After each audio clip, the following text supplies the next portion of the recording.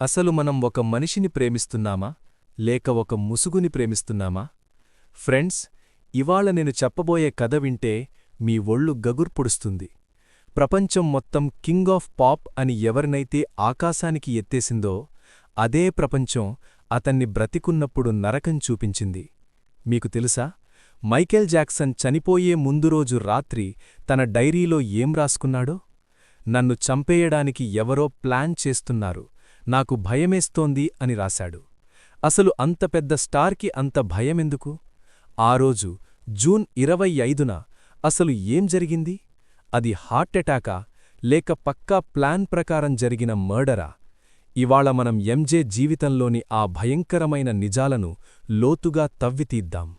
Video ఎక్కడా skip చేయకండి, ఎందుకంటే ఇది కేవలం బయోగ్రఫీ కాదు, ఒక మనిషిని ఈ సిస్టమ్ ఎలా మింగేసిందో చెప్పే పచ్చి నిజం. చూడండి, మనందరికీ ఎంజే అంటే మూన్ వాక్, తెల్లటి గ్లో, అద్భుతమైన డాన్స్ గుర్తొస్తాయి. కానీ ఆ స్టేజ్ వెనుక ఉన్న చిన్నపిల్లాడు మైకిల్ గురించి ఎవరికైనా తెలుసా?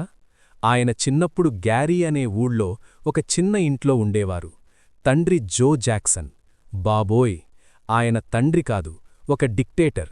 మైకేల్ సరిగ్గా పాడకపోయినా, స్టెప్పులు వేయకపోయినా బెల్టుతో చావబాదేవాడు. అసలు ఆ పిల్లోడికి చిన్నతనంలో ఆడుకోవడమే తెలీదు. ఇక్కడ ఒక షాకింగ్ పాయింటేంటంటే, మైకేల్ ముక్కు గురించి అందరూ జోకులు వేసేవారు కదా, ఆ జోకులు వేసింది ఎవరో కాదు, సొంత తండ్రి. నీ ముక్కు చాలా పెద్దది, అగ్లీగా ఉన్నావ్ అని చిన్నప్పుడే అతని మనసు విరిచేశారు. అందుకే పెద్దయ్యాక ఎంజే అన్ని ప్లాస్టిక్ సర్జరీలు చేయించుకున్నాడు. ఇది పిచ్చి కాదు ఫ్రెండ్స్, అది ఒక ఇన్ఫీరియారిటీ కాంప్లెక్స్. మీ ఇంట్లో మీ నాన్నే మిమ్మల్ని రోజూ అందవిహీనుడు అని తిడితే మీ మానసిక పరిస్థితి ఎలా ఉంటుందో ఒక్కసారి ఆలోచించండి. సరే, అదంతో పక్కన పెడితే థ్రిల్లర్ ఆల్బమ్ వచ్చింది, వరల్డ్ షేక్ అయిపోయింది, డబ్బులు వరదా పారుతున్నాయి. కాని ఇక్కడే అసలు కథ మొదలైంది. ఎంజే దగ్గర ఎంత డబ్బుందో అంతకంటే ఎక్కువ మంది శత్రువులు తయారయ్యారు. మీరెప్పుడైనా విన్నారా, మైకేల్ జాక్సన్ చర్మం తెల్లగా మారిపోయింది కదా, దాని గురించి మీడియా ఎంత రచ్చ చేసిందో? ఆయనకి నల్లజాతీయుడిగా ఉండటం ఇష్టం లేదని ఇంజెక్షన్లు తీసుకున్నాడు అని ప్రచారం చేశారు. కానీ నిజమేంటో తెలుసా, ఆయనకి విటిలిగో అనే చర్మవ్యాధి ఉంది. అది కవర్ చేసుకోలేక మేకప్ వేసుకునేవాడు. కానీ మీడియా ఏం చేసింది, అతన్ని ఒక వింత జంతువులా చూపించింది. మరోవైపు సోనీ మ్యూజిక్ లాంటి పెద్ద కంపెనీలతో గొడవలు. ఎంజే తన సొంత పాటల కాపీరైట్స్ కోసం పోరాడాడు. నన్ను వాళ్లు వాడుకుంటున్నారు, నన్ను నాశనం చెయ్యాలని చూస్తున్నారు అని స్టేజ్ మీద అరిచి చెప్పాడు. అసలు ఇవన్నీ మనం ఎందుకు పట్టించుకోలేదు? అప్పుడే ఆయన మీద చైల్డ్ అబ్యూస్ కేసులు మొదలయ్యాయి. సరిగ్గా ఆయన పీక్ స్టేజ్లో ఉన్నప్పుడే ఎందుకిలాంటి కేసులు వచ్చాయి? ఇది కుట్ర కాదా? ఫ్రెండ్స్, నెవర్లాండ్ అనే ఒక అద్భుతమైన కోటని కట్టుకున్నాడు ఎంజే. ఎందుకు? తనకి దక్కని బాల్యాన్ని అక్కడ గడపాలని. కాని అదే అతనికి శాపమైంది. 2005లో కోర్టు కేసు జరిగింది.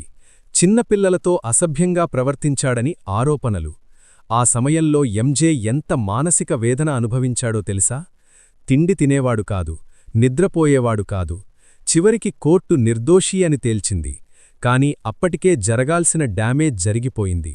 ఇక్కడ షాకింగ్ ట్విస్టేంటంటే, ఎంజే నిద్రపోవడానికి ప్రొపఫోల్ అనే సర్జరీలో వాడే ఎనస్థీషియాను వాడాల్సి వచ్చేది. అంటే ఒక మనిషి నిద్రపోవడానికి చచ్చేంత డోస్ మందులు తీసుకోవడమన్నమాట. ఎంతటి నరకమది! మనందరినీ డాన్స్తో అలరించిన మనిషి రాత్రిపూట ప్రశాంతంగా కళ్ళు మూయడానికి కూడా స్ట్రగులయ్యాడు. ఎంత బాధాకరం కదా! ఇక ఆఖరి ఘట్టం జూన్ 25. లండన్లో దిస్ ఈజ్ ఇట్ అనే భారీ కన్సర్ట్ కోసం ప్రిపేర్ అవుతున్నారు. ఎంజే చాలా వీక్గా ఉన్నాడు, కానీ ప్రాక్టీస్ మాత్రం కుర్రాడిలా చేస్తున్నాడు. ఆ రోజు రాత్రి ఆయన personal doctor Conrad marry injection ఇచ్చాడు. కొద్దిసేపటికి ఎంజే శ్వాస ఆగిపోయింది. డాక్టర్ ఏం చేశాడు? వెంటనే 911కి కాల్ చేయలేదు. అరగంటసేపు ఏదో చేశాడు. అసలు ఆ అరగంటలో ఏం జరిగింది? ఆ డాక్టర్ ఎవరికి ఫోన్ చేశాడు?